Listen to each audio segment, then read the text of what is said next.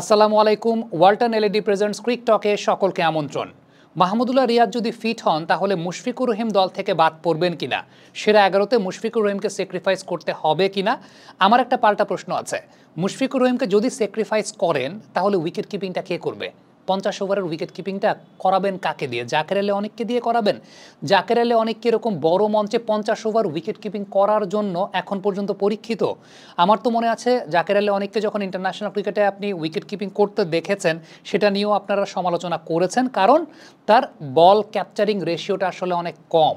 So এই জায়গাটা তো বাস্তবতা অস্বীকার করার কোনো কারণ নাই যে আপনি একেবারে জাকের আলী অনেককে দিয়ে এরকম একটা ইম্পর্টেন্ট ম্যাচে যদি কিপিং করান, 50 ওভার কিপিং করা it's a very vital duty. হ্যাঁ, মুশফিকুর রহিম ফর্মে নাই, সেটা আমরা প্রত্যেকেই জানি। মুশফিকুর রহিমের ফর্মটা আগের মতো নাই। তার ইনকামিং বলগুলোতে সমস্যার জায়গাটা তার টো পজিশনের কারণে অনেক বেশি মাত্রায় প্রকট হয়ে দাঁড়িয়েছে। টেকনিক্যাল অ্যানালাইসিসের জায়গাটা আমরা এর আগের দিন করেছিলাম যে টো পজিশনের কারণে, টো পজিশনটা তার পয়েন্ট বা কাভারের দিকে থাকে, যে কারণে তার এই প্রবলেমটাতে তাকে ডিসিভড হতে হচ্ছে বারংবার। আগে যেটা হতো না, কারণ আগে তখন ফর্মের পিকে ছিলেন, বয়স তার পক্ষে ছিল, ফিটনেস তার পক্ষে ছিল। বয়সের সঙ্গে সঙ্গে তো ফিটনেস প্যারামিটার কমতে থাকে, সেটা দৃশ্যমানভাবে বোঝা না গেলেও আসলে কমতে থাকে।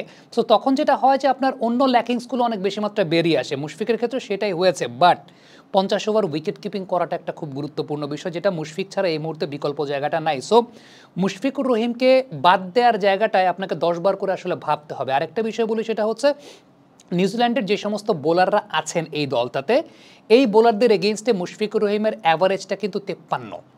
এই দলে যারা আছেন ব্যাটসম্যান তাদের মধ্যে সবচেয়ে বেশি অ্যাভারেজটা মুশফিকুর রহিমের। এবং ডেফিনেটলি আবারও বলছি, তিনি ফর্মে নাই, বাট বিগ ম্যাচ এই বোলারদের এগেইনস্টে ট্র্যাক রেকর্ডের হিস্ট্রি সেই অনুযায়ী মুশফিকের পক্ষে অনেক কিছু কিন্তু কথা বলছে। এখন প্রশ্নটা চলে আসবে, আসলে যদি মাহমুদুল্লাহ রিয়াদ আসেন তাহলে মুশফিকুর রহিম যদি বাদ না পড়েন তাহলে বাদটা আসলে কে পড়বেন? টিমের কম্বিনেশনটা কোথায় হবে? হ্যাঁ, এই জায়গাটাতেই টিম ম্যানেজমেন্টকে আসলে 10 বার করে ভাবতে হবে যে তারা কোন টিম কম্বিনেশনে যাবেন। প্লেয়ারদের সঙ্গে কথা বলতে হবে কে কোন পজিশনে খেলতে আসলে স্বাচ্ছন্দ্য বোধ করছে। কারণ এই জায়গাটায় দুইটা বিষয়ে কাজ করবে, সেটা হচ্ছে আপনার ওপেনিং কম্বিনেশন থেকে চেঞ্জটা করতে হবে। সৌম্য সরকার, তাকে খুব বেশি ফিট মনে হয় নাই।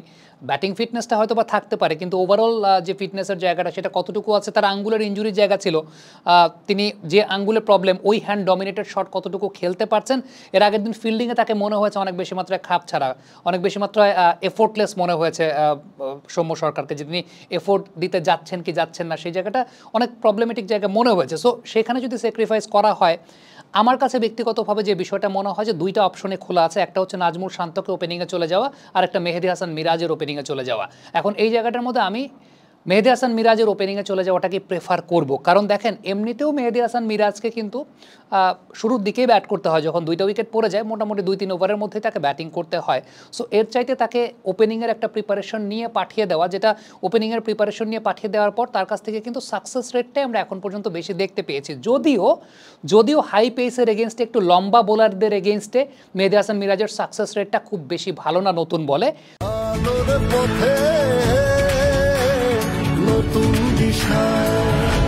তারপরও এখন তো আসলে কোনো উপায় আপনার নাই, আপনারা এখন জোড়াতালি দিয়ে আসলে টিমটা সাজাতে হবে যদি আপনি মিডল অর্ডারটাকে স্ট্রং করতে চান এবং আপনার সবগুলো অপশনকে অ্যাভেলেবল রাখতে চান। মুশফিককে আপনি বাদ দিতে পারবেন না, কারণ উইকেট কিপিং একটা অনেক বড় ফ্যাক্টরের জায়গা।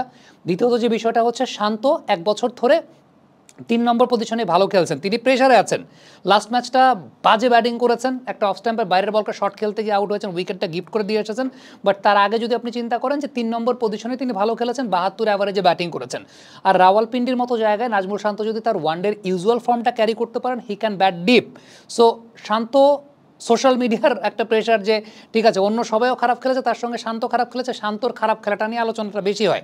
সো তাকে ওপেনিংয়ে নিয়ে একটা প্রেশার, ওই প্রেশারটা তিনি নেবেন কিনা সেটা একটা বিষয়। বাট আমার কাছে মনে হয় যে মেহেদী হাসান মিরাজ, আমরা বিপিএলের মঞ্চেও দেখেছি যে নতুন বলটাকে ভালো তিনি হ্যান্ডেল করেছেন, ওপেনিংয়ের তার অভ্যস্ততার জায়গা আছে ইন রিসেন্ট টাইমসে। এবং যখনই তাকে মেকশিফট ডিউটিতে পাঠানো হয়েছে, হি ডিড ওয়েল। সব কিছু মিলে মেহেদী হাসান মিরাজ ওপেন করতে পারেন বলে আমার কাছে মনে হয়, যদি মাহমুদুল্লাহ রিয়াদ অপশনটা অ্যাভেলেবেল থাকে। আদারওয়াইজ এরকমও শুনতে পাচ্ছি যে মাহমুদুল্লাহ রিয়াদের ইনজুরিটা এখনও ফুললি রিকভার্ড হচ্ছে কি হয় নাই, সেই ব্যাপার নিয়ে একটা প্রশ্নের জায়গা আছে। বাট যদি মাহমুদুল্লাহ রিয়াদ খেলেন তাহলে মুশফিকের ড্রপ দেওয়ার কোনো চান্স আমার কাছে আছে বলে মনে হয় না। খুব সম্ভবত সেই জায়গাটাতে মেহেদী হাসান মিরাজ ওপেনিংয়ে চলে যাবেন, আফটার দ্যাট নাজমুল শান্ত 3-এ, দেন 4-5-6-7 সেইভাবেই যাবে। এবং এই জায়গাটা আমার একটা পার্সোনাল ওপিনিয়নের জায়গাটা আমার কাছে কেন যেন মনে হয় মাহমুদুল্লাহ রিয়াদ আইসিসি টুর্নামেন্টগুলোতে 4 নম্বর পজিশনে তাকে আমরা ভালো ব্যাটিং করতে দেখেছি। এই ম্যাচে ইউ নেভার নো যে মাহমুদুল্লাহ রিয়াদ যদি থাকেন সেক্ষেত্রে 4 নম্বর পজিশনেও ব্যাট করতে পারেন হয়তো বা মেবি, যদি তিনি সদিচ্ছা প্রকাশ করেন। বাট মুশফিকুর রহিমের বাদ যাওয়ার আমি আপাতত কোনো চান্স দেখি না। কমেন্ট বক্সে আপনাদের মন্তব্য মতামত জানতে চাই।